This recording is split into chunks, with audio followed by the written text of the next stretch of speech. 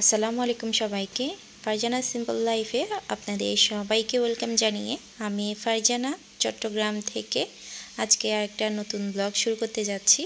আশা করি আপনারা যেখান থেকে আমার ব্লগটি দেখছেন সবাই ভালো আছেন, সুস্থ আছেন। আজকে সকাল থেকে ব্লগটা শুরু করেছি সকালে নাস্তা বানানো দিয়ে। তো সকালের জন্য আমি সবজি বানিয়ে নিচ্ছি, তারপর আজকে রুটি বানাবো। আমি চিচিঙ্গা দিয়ে বরবটি শিম দিয়ে সাথে কিছু মসুরের ডালও দিয়েছি। তো এটা দিয়ে একটা সবজি বানিয়ে নেব। আর নুসরাত আব্বু দেখা যায় সকালে ভাজি ছাড়া রুটিটা খেতে চান না। পরোটা হোক রুটি হোক ওনার কিন্তু ভাজিটা লাগবেই। যেই দিন ভাজি না থাকে উনি কিন্তু রুটি পরোটা খেতেই চান না। উনি বলে ভাজি ছাড়া কিভাবে রুটি খাবো। তো যেহেতু ওনারা পছন্দ করে ভাজিটা, তো রাত্রে প্রায় সময় দেখা যায় আমি ভাজিটা করে রাখি সকালের জন্য। আর সকালে দেখা যায় ভাজি রুটি বানাতে অনেক বেশি সময় লেগে যায়, বিশেষ করে বাচ্চাদের যখন স্কুল খোলা থাকে তখন একটু বেশি তাড়ার মধ্যে পড়ে যায়। আর যখন বাচ্চাদের স্কুল বন্ধ থাকে তখন একটু সময় নিয়ে সব কিছু তৈরি করি। আর ঘরে যদি ছোট বাচ্চারা থাকে কাজ করতে একটু সময় বেশি লাগে। যেহেতু আমার তাওরাত ঘরে আছে, আমি সকালে ঘুম থেকে উঠলে ওর সাথে সাথে আমার সাথে উঠে যাই। তো সকালে নাস্তা তৈরি করার সময় কিন্তু অনেক বেশি জ্বালায় আমাকে। তো যেহেতু সবাই আছে, সবার জন্য নাস্তা বানাতে হবে, তো একটু কষ্ট করে হলেও আমি সকালের নাস্তাটা ঘরেই বানিয়ে নিই। আর দোকানের নান রুটিগুলো না এখন খাওয়াই যাচ্ছে না ইদানিং, কিন্তু দোকানের নান রুটিগুলো এত বেশি শক্ত হয়ে যায়, খেতে কিন্তু একদমই ভালো লাগে না। সেই জন্য কষ্ট হলেও ঘরে তৈরি করে নিই।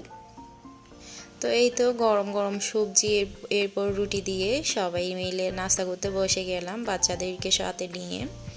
আর আজকে আমাদের ঘরে একটা স্পেশাল দিন আছে, সেই কারণে কিন্তু তাসিরের অনেক বেশি মন খারাপ। তো তাসিরের এত বেশি মন খারাপ কেন সেটা কিন্তু একটু পরেই জানাচ্ছি। তো এদিকে তাওরাতে মুখ ধুয়ে ফ্রেশ হয়ে বসে গিয়েছে ওর আব্বুর সাথে নাস্তা করবে। ও কিন্তু খায় না, সব কিছু কিন্তু ওর ধরা লাগবে বা ওকে প্লেটে করে নাস্তাটা দেওয়া লাগবে। আর মাশাআল্লাহ ওর আব্বুকে কিন্তু ওর নিজের হাতে খাইয়ে দিচ্ছে। ও টেবিলে বসলে সবাইকে এরকম করে। তো সকালে নাস্তা পর্ব শেষ করেছি। আর এটা দোহার টেবিল, পড়ার টেবিল আর কি। তো দোহার পড়ার টেবিলে দেখলাম এখানে কিন্তু বইয়ের চেয়ে ওদের জিনিসপত্র বেশি। আর আমি এখন যে হাতে একটা ব্রেসলেট নিয়েছি, এটা শামুক আর স্টোন দিয়ে ও গুনা দিয়ে বানিয়েছে নিজের হাতে। তো কিন্তু আমাকে দেখায় না, যেহেতু আমি দেখলে এইসব জিনিসপত্র ফেলে দিয়ে ও কিন্তু চুরি করে রেখে দেয়, ওর টেবিলের মধ্যে তালা দিয়ে রাখে ড্রয়ারে। তো এখন যেহেতু ওর টেবিলের উপর দেখলাম, তো আমি একটু খেয়াল করে দেখছি। আসলে এটা কিন্তু বানাতে ওর অনেক বেশি হয়তো সময় লেগেছে। একটা শামুকে কিন্তু একটা গুণা পেঁচিয়ে একটা বড় গুণার মধ্যে একদম খুবই সুন্দরভাবে ও ব্রেসলেটটা বানিয়েছে। আর এখানে যেই ফ্লাওয়ার ভাসগুলো দেখতে পাচ্ছেন, এখানে একটা বাঁশ আমাদের যেহেতু বাড়ির কাজ চলছে ওখানে অনেক বাঁশ এনেছে। তো মিস্ত্রিরা বাঁশের আগা কতগুলা কেটে ফেলে দিয়েছে, ও ওখান থেকে নিয়ে অনেক সুন্দরভাবে রং করিয়েছে। তো রং করানোর পর এটা টেবিলে ও ফ্লাওয়ার ভাস হিসাবে বানিয়েছে। তো আরেকটা কালো কালার দেখেছেন, এটাও একটা বয়াম। আমার আগুনের তাপ লাগানোর পরে এটা বাঁকা হয়ে গিয়েছে। তো এটা নিয়ে ও দেখা গিয়েছে ওঠো রং করিয়ে ওখানেও একটা গাছ দিয়েছে, এটা পানি দিয়ে দিয়েছে। তো আমি দেখলাম অনেক সুন্দরও লাগছে। তবে আমার কিন্তু পড়ার টেবিলে এত হিজিবিজি ভালো লাগে না। আর বাচ্চাদের পড়ার টেবিলে দেখা যায় বই, খাতা, কলম, পেন্সিল, একটা নয়তো ঘড়ি রাখবে। তো এত কিছু গাছ এরপর ফ্লাওয়ার বাস এগুলো কিন্তু একদমই ভালো লাগে না। তো আমি কিন্তু পারছি না এগুলা ফেলে দিতে। তো যেহেতু তাওরাত আছে, তাওরাত দেখা যায় ওখানে উঠে ফ্লাওয়ার ভাসগুলো ফেলে দিলে তো পানি পড়ে যায়। আমি পানিতে অনেক গাছ দিয়েছি। তো আমার কিন্তু গাছ রাখলেই ভালো লাগে, কিচেনে বলেন বা ডাইনিংয়ে বলেন। তো এখন কিন্তু আমার ঘরে একটা ফ্লাওয়ার ভাস নিচে রাখতে পারছি না আমি তাওরাতের জন্য। সব ফ্লাওয়ার ভাস আমি ড্রপের উপরে, ফ্রিজের উপরে তুলে রেখেছি। একদম একটা যা তা অবস্থা বলতে পারেন। তো ঘর সাজাতে কিন্তু আমার অনেক বেশি ভালো লাগে। তবে এখন যেহেতু আমার তাওরাতে একটু বড় হচ্ছে, ও কিন্তু অনেক বেশি দুষ্টামি করে। বিশেষ করে ও জিনিসপত্র নিয়ে একটু বেশি নষ্ট করে ফেলে। তো সেই জন্য আমি ঘরটা এখন বর্তমানে সাজিয়ে রাখতে পারছি না। তো ফ্লাওয়ার ভাস রাখলে কিন্তু আমারও অনেক বেশি ভালো লাগে। তাই এখন বাচ্চার জন্য সব কিছু আমি তুলে রেখেছি উপরে। তো যখন একটু বড় হবে ও বুঝতে শিখবে, ওকে যখন মানা করবো ও ধরবে না, তখন কিন্তু আবার সাজানো হবে আর কি এই ফ্লাওয়ার ভাসগুলো দিয়ে। তো আমি দোহা আর নুসাইবাকে বলছিলাম, তোমরা যে পড়ার টেবিলে এতগুলো ফ্লাওয়ার ভাস রেখেছো, তো তোমরা পড়বে কি করে? তোমাদের মনোযোগ তো সব ওখানে চলে যাবে, পড়ায় কিন্তু একদমই মন বসবে না। যখন বাচ্চারা দেখা যায় পড়ার টেবিলে বসে, তখন কিন্তু পড়ার টেবিলের সামনে যদি এত কিছু জিনিসপত্র দেখে, ওদের মন কিন্তু ওদিকেই চলে যাবে। তো সেগুলাই বলছিলাম। তো এটা হচ্ছে দুপুরের পর। আজকে একটু আগে বলেছিলাম আজকে আমাদের একটা স্পেশাল দিন আছে। তো আজকে হচ্ছে অক্টোবর না, আগস্টের 4 তারিখ।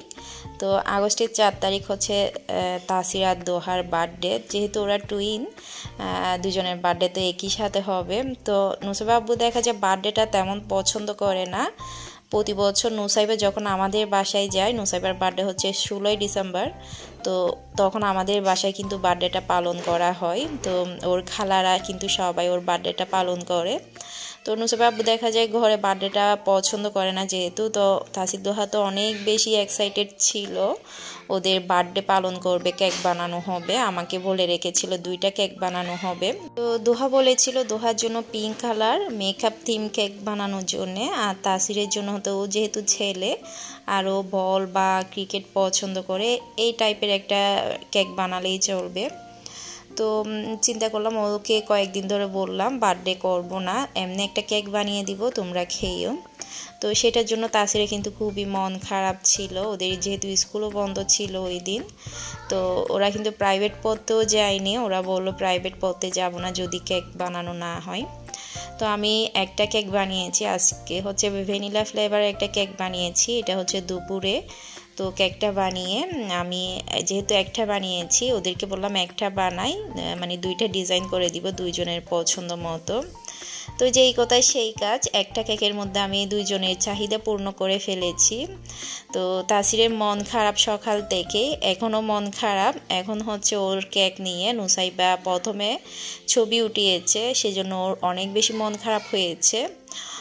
ওর কেক কেন নুসাইবা ধরবে? নুসাইবার বার্থডের সময় তো নানুর বাসায় নুসাইবার কেক তাসিরকে ধরতে দেয় না, তো সেজন্য ওর মন খারাপ ছিল।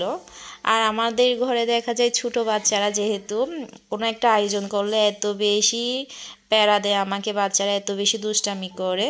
তো এখন দেখছি তারা তো অনেক অনেক বেশি দুষ্টামি করছে কেকটা নিয়ে। কেকটা আমি অনেক কষ্টে ডিজাইন করে ফ্রিজে রেখেছিলাম।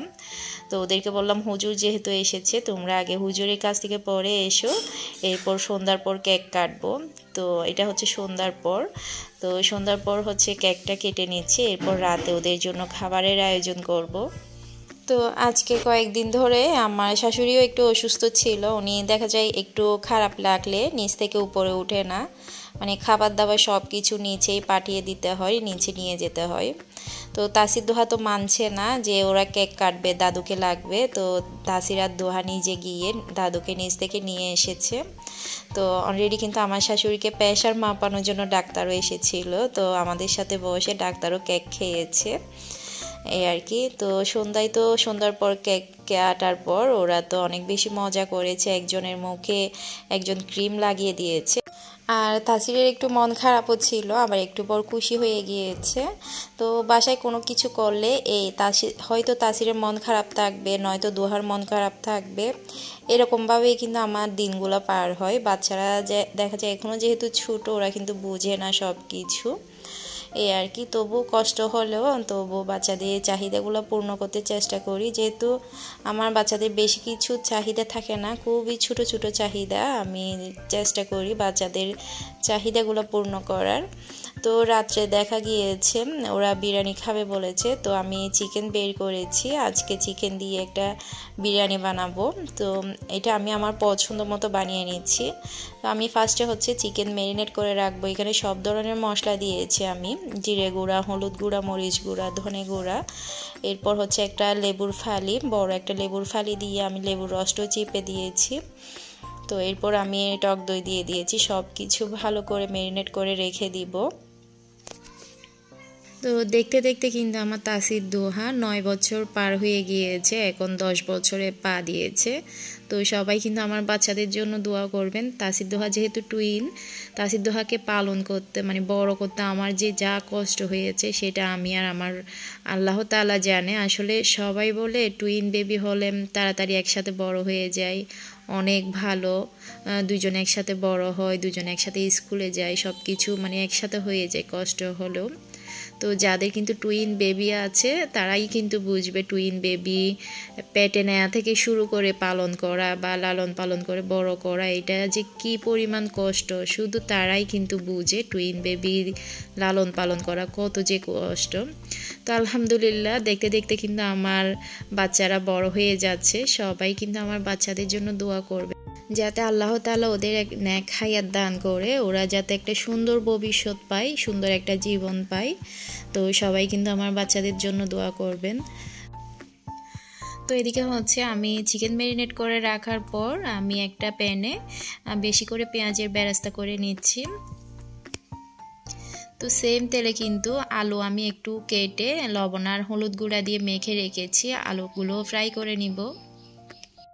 তো অন্য পাশে হচ্ছে আমি চালটা বসিয়ে দিয়েছি। আমি হচ্ছে তেলের মধ্যে ফ্রাই করিনি আজকে চালটা, আমি ডাইরেক্ট পানির মধ্যে চালটা দিয়ে এক ফালি লেবুর রস দিয়েছি, এরপর গরম মশলা দিয়েছি, গোটা গরম মশলা, অল্প একটু সয়াবিন তেল দিয়ে আমি ভাতটা বসিয়ে দিয়েছি। তো ভাতটা কিন্তু হাফ সিদ্ধ হয়ে এসেছে, এরই মধ্যে কিন্তু আমি এখানে বেশ কিছুটা পরিমাণ ঠান্ডা পানি ঢেলে দিয়েছি। ঠান্ডা পানি ঢেলে দেওয়ার কারণটা হচ্ছে ভাতটা যাতে গরমে বেশি সিদ্ধ না হয়ে যায়, বেশি ফুটে না যায়, সেই কারণে আমি নর্মাল ঠান্ডা পানি ঢেলে দিয়েছি।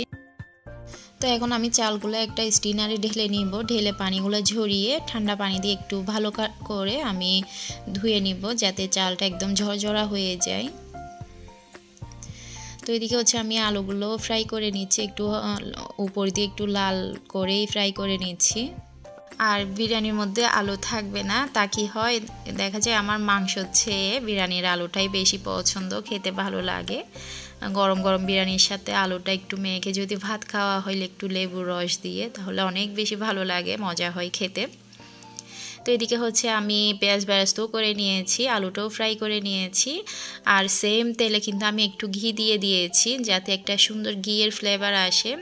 তো আমি চিকেনটা যেহেতু ম্যারিনেট করে রেখেছিলাম, চিকেনটা এখন ঢেলে দিয়েছি তেলের মধ্যে। তো তেলের মধ্যে আমি ভালো করে নেড়ে ছেড়ে একটু চিকেনটা কষিয়ে নিব। তো এরপর আমি ভাজা আলুটাও দিয়ে দিচ্ছি। আজকে আমি আমার পছন্দ মতো একটা বিরিয়ানি বানাচ্ছি, এটা বলতে পারেন দম বিরিয়ানির মতো আর কি। তো আমি আমার মতো করে বানিয়ে নিচ্ছি, আর এই বিরিয়ানিটা কিন্তু অনেক বেশি মজা হয়, একটা খুবই সুন্দর ফ্লেভার আসে। আর আমার বাচ্চারা মাশাআল্লাহ বিরিয়ানিটা এত বেশি পছন্দ করে। বাচ্চাদের যদি আপনি প্রতিদিন বিরিয়ানি দিই আমি, ওরা কিন্তু প্রতিদিন খুশি করে খেয়ে নিবে। এমনকি যদি খিচুড়ি বানিয়ে দিই বা একটু হলুদ পোলাও যদি করে দিই, ওরা অনেক বেশি খুশি হয়, ওদের কিন্তু আর কিছুই লাগে না। তো সবার ঘরে দেখা যায় বাচ্চারা অনেক বেশি বিরিয়ানিটা পছন্দ করে। তো প্রতিদিন তো আর বিরিয়ানি খাওয়া যায় না, তো পোলাও বানালে বা একটু হলুদ পোলাও করে দিলে বা বাসি ভাত থাকলে একটু ডিম দিয়ে কাঁচামরিচ পেঁয়াজ দিয়ে ভেজে দিলে, এভাবেই কিন্তু বাচ্চারা অনেক বেশি খুশি হয়ে যায়। তো এদিকে হচ্ছে আমার মাংসটা প্রায় কষে এসেছে, আমি আলুও দিয়ে দিয়েছি, উপর দিয়ে বেশ কিছু পরিমাণ বেরেস্তা দিয়ে দিয়েছি, আর আমি অর্ধেক রেখে দিয়েছি, এগুলো চালের উপর দিয়ে দিব। এরপর কাঁচামরিচ দিয়ে দিয়েছি কয়েকটা, এরপর হচ্ছে 1 চামচ আমি চিনি দিয়েছি।